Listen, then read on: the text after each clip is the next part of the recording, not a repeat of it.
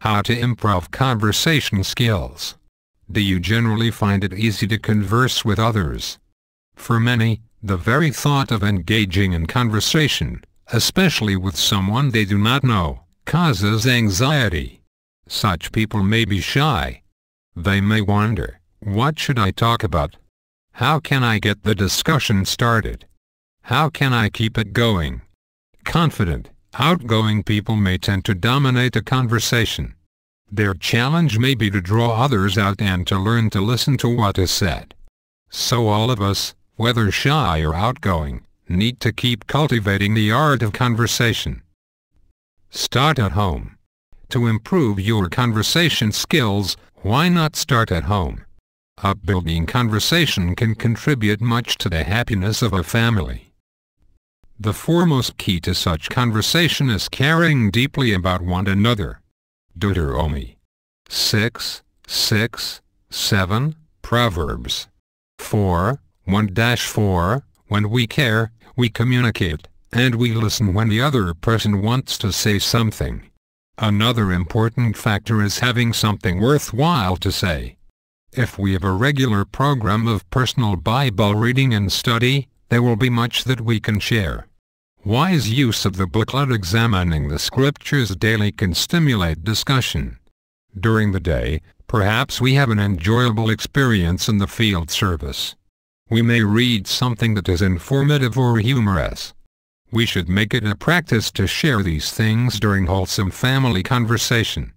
This will also help us to converse with people outside the family circle.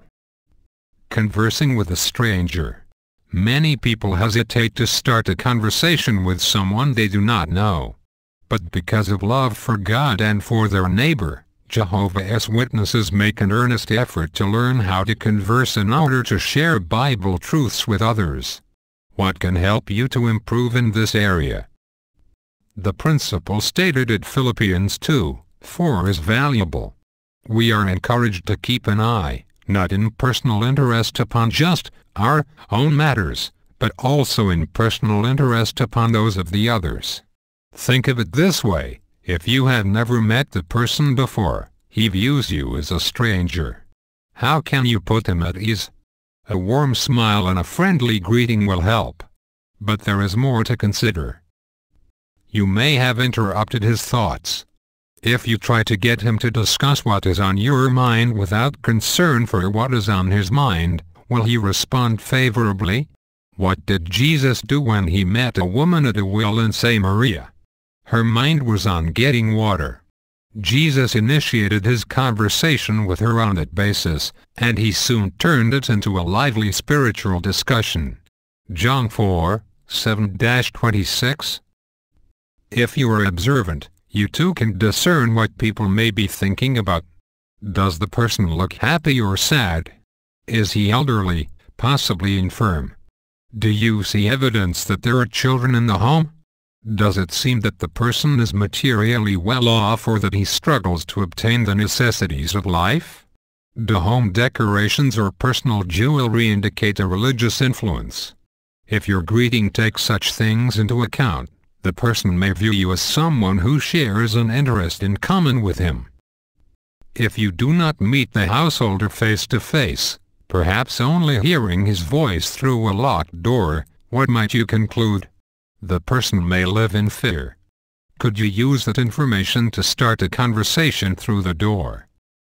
In some places it is possible for you to draw a person into conversation by telling him something about yourself, your background, why you have come to his door, why you believe in God, why you began to study the Bible, and how the Bible has helped you. Acts 26:4-23. Of course, this needs to be done with discretion and with a clear objective in mind. This, in turn, may move the person to tell you something about himself and how he views matters. In some cultures, hospitality to strangers is customary. People may readily invite you to come in and sit down. Once you are seated, if you make a polite inquiry about the well-being of the family and sincerely listen to the response, the householder may be equally attentive to what you have to say. Other people show even more intense interest in visitors, so the preliminary greetings may be extensive. In the process, they may find that they have things in common with you. This can lead to a beneficial spiritual discussion. What if there are many people in your area who speak languages other than yours? How can you reach these people? If you learn even simple greetings in some of those languages, the people will realize that you are interested in them. This may open the way for further communication. How to continue a conversation. To keep a conversation going, be interested in the thoughts of the other person. Encourage him to express himself if he is willing to do so. Well-chosen questions can help. Viewpoint questions are best because they usually prompt more than a yes or no response. For example, after mentioning a problem of local concern, you could ask, "What do you think has caused this situation?" Or "What do you think is the remedy?" When you ask a question, listen attentively to the reply. Indicate your genuine interest by a word, a nod, a gesture. Do not interrupt. With an open mind, consider what is being said.